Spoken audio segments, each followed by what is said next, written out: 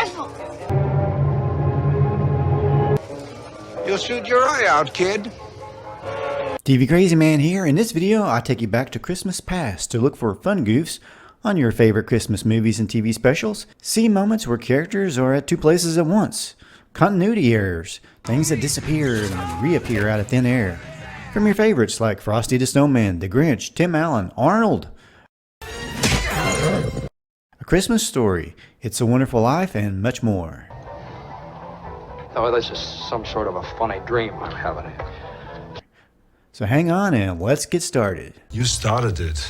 There's some interesting goofs in the 1996 Christmas movie, Jingle All the Way, starring Arnold, Sinbad, and the Wild Wild West's Robert Conrad. Hey, buddy. How are you? Here's a little bit of a magic trick. First, Arnold reaches in to pet the deer. He's got a glove on. Then the deer tries to bite his hand. There's no glove. He pulls back the hand, and he's got a glove on again. How touching. At the mall, we first see Arnold standing in line, waiting for the Turbo Man action figure. But then a second later, we see Arnold just arriving at the line. Was Arnold in two places at once?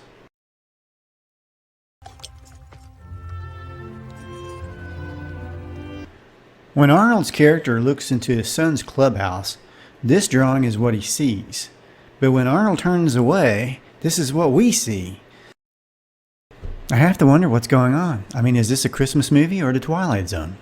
I'm glad that Arnold has a sense of humor about these things. I'll show him. In this scene, Arnold runs into Robert Conrad, who is playing a very angry cop that just wants to bust Arnold, or his character.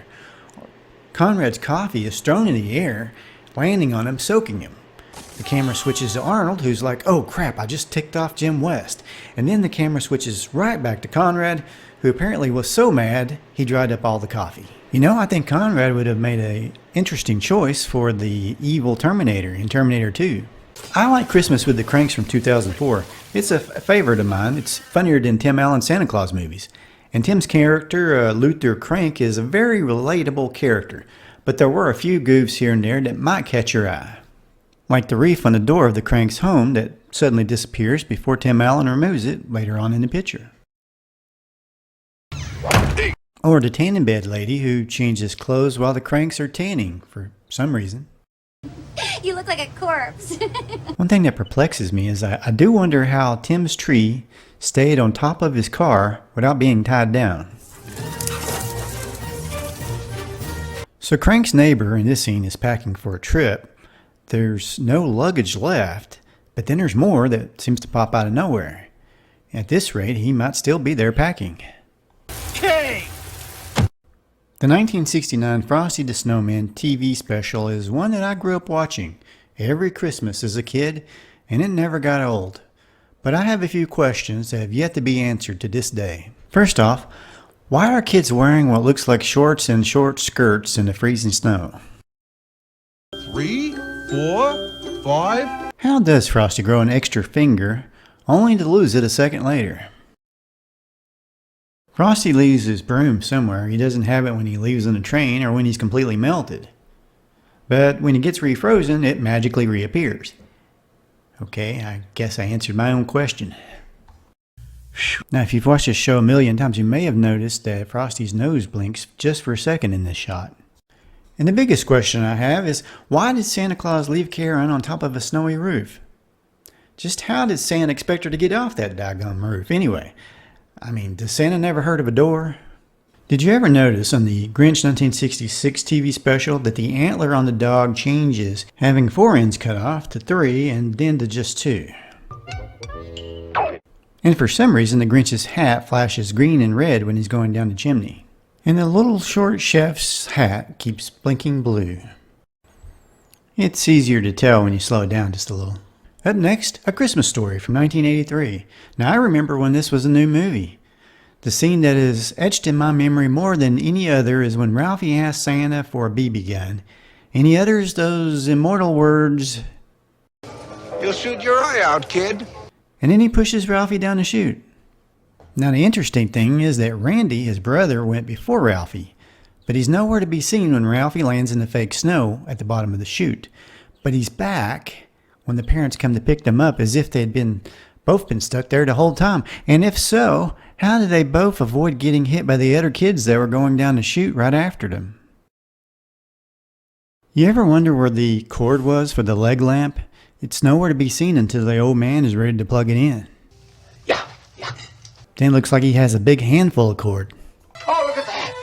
In this scene, Randy's gloves are off. Nope, they're on. No, they're off. No, they're on. Off. On. No, they're definitely on. You know, I had a BB gun just like that one when I was a kid. And about the same thing happened to me. I shot up at an old board swing that was stuck up in a tree, and the BB hit it, bounced down, and hit me right in the mouth. The funny thing was, I still remember how strange a sight it was to see that BB coming right at my face. I wonder why I didn't, think to duck. It was so poisoning. Yeah, that's probably what was wrong with me. That's why I didn't duck in time. No, I honestly did not ever get my mouth washed out with soap. No, that would have been too easy. Remember the Christmas tree from 1989's Christmas Vacation? How it broke all the windows? Well, it's no wonder the limbs broke through the windows, because it looks like there's a thick board attached to at least one of the limbs.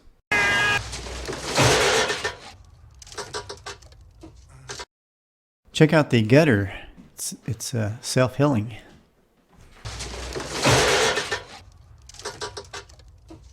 When the Griswolds were on the trip to get the tree, and the guys in the truck started tailgating them, just how many guys were in that truck? 2 or 3?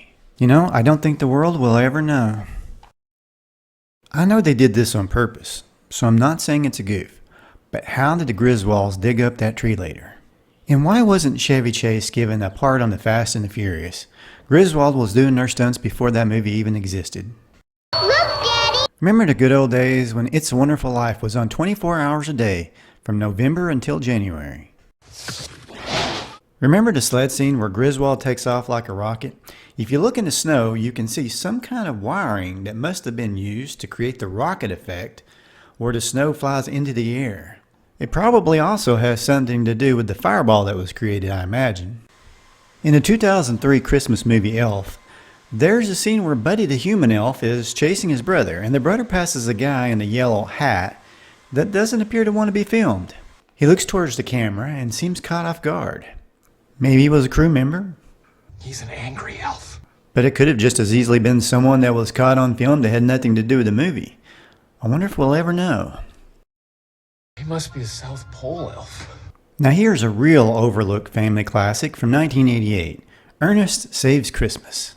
Know what I mean? Ernest is a fun-loving guy who really knows the true meaning of Christmas. I'm at one with the Yuletide. Know what I mean? There's one scene where Ernest does a Duke Boys type jump in the air, but kind of looks like the sparkling effect was off just a bit. You see the sparks coming out the bottom of the car?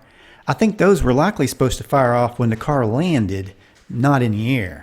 Or maybe right before the car leaped to show how hard the car was scraping before it leaped. But, however, or when it was supposed to fire off, the car has sparks coming out of the bottom in the middle of the air, which is kind of weird.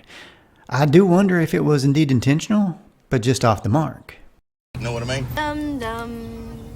In the scene where Santa Claus tells Ernest he doesn't have money, there's a time jump where the girl puts her jacket on in like a split second. Dum-dum. In the sleigh ride scene with Ernest and the 2 elves, the elves and their blanket vanish from the scene for just a second. See, in this shot you can see how close the elves and their blanket were to Ernest. And again, here's the shot where they completely vanish. Is this where the horror movie folk be? What? Say, I think I saw him at the flea market the other day. Don't forget the reason for the season. Know what I mean? Do you remember watching the 1974 Christmas special, The Year Without a Santa Claus, when you were a little kid? Funny thing is, the elves in this show arrive in town on a Sunday. Wearing funny-looking suits on a Sunday. But then they show these kids who look like they're all just outside their school at recess. Since when did kids ever go to school on Sunday? Mr. White Christmas, he's Mr. Snow. If you look real close at the snow miser's foot, you can see the tiny pin holding his foot to the floor while he's singing a song. I have to say, I still love the Snow Miser song. It's a great jingle. Were you watching the special Santa Claus is Coming to Town in 1970? In this scene, the mean old Burgermeister trips on a toy duck. But just a second before, there wasn't a toy in sight. Here's a magic trick from my favorite Andy Griffith episode of all time, Christmas Story. Watch Barney swap Christmas cards in a blink of an eye. It proves that Barney's hands are quicker than the eye. How'd he do that? You know, he always did say that his hands were lethal weapons.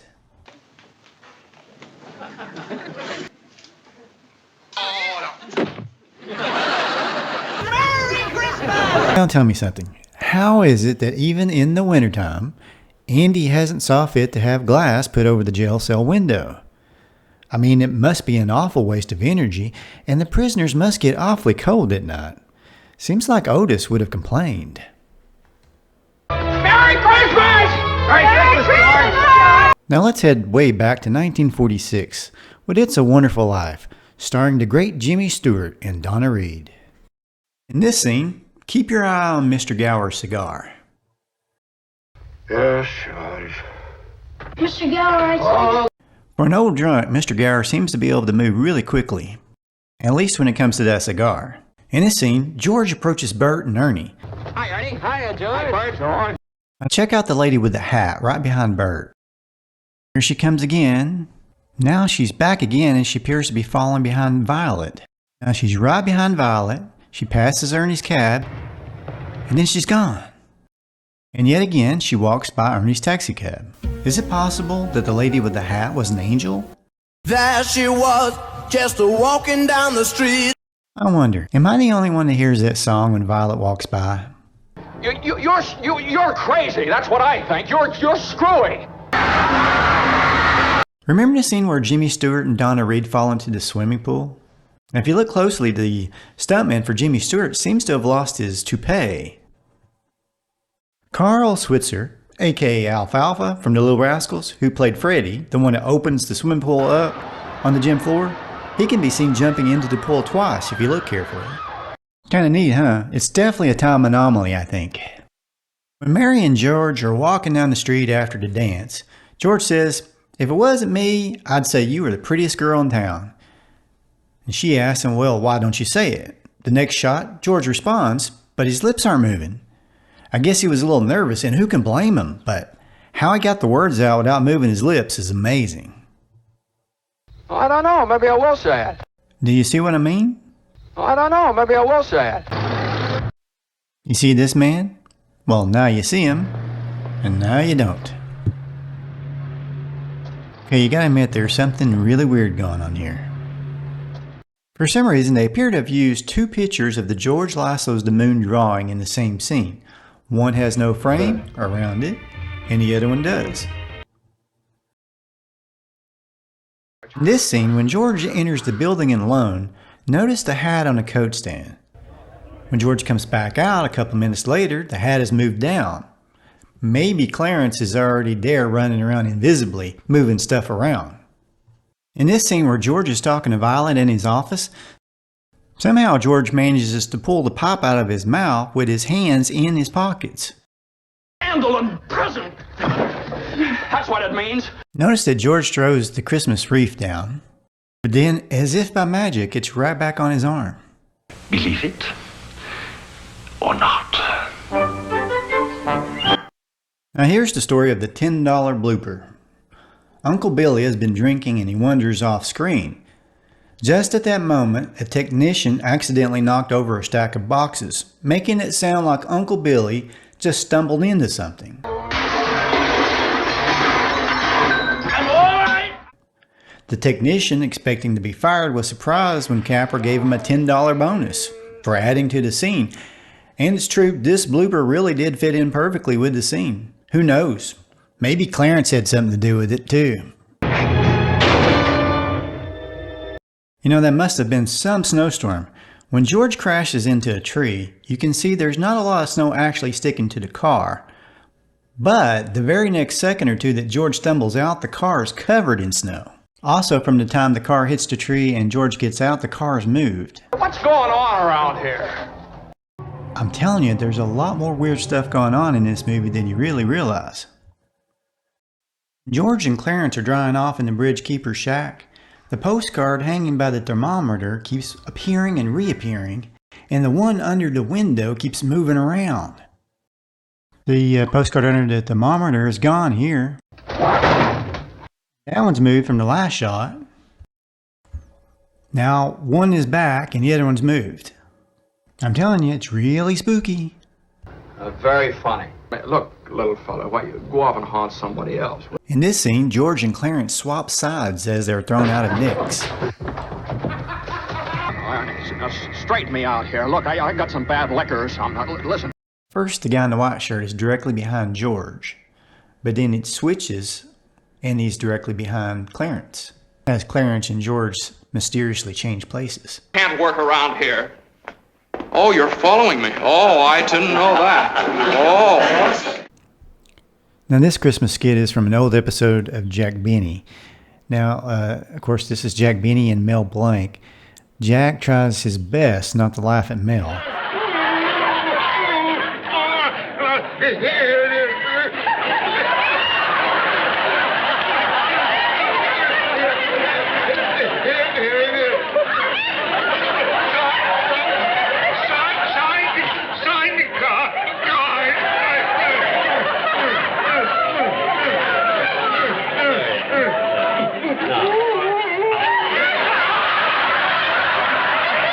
You have to give Jack Benny some credit. I mean, he was working with the great Mel Blanc, Bugs Bunny himself. I'm pretty sure that I couldn't have kept from laughing. Please don't forget to comment and let me and the world know what you thought about the Goofs from your favorite old Christmas movies and TV shows. Subscribe if you haven't already and hit the bell for future notifications. And above all else, please have a Merry Christmas this year and the next after that.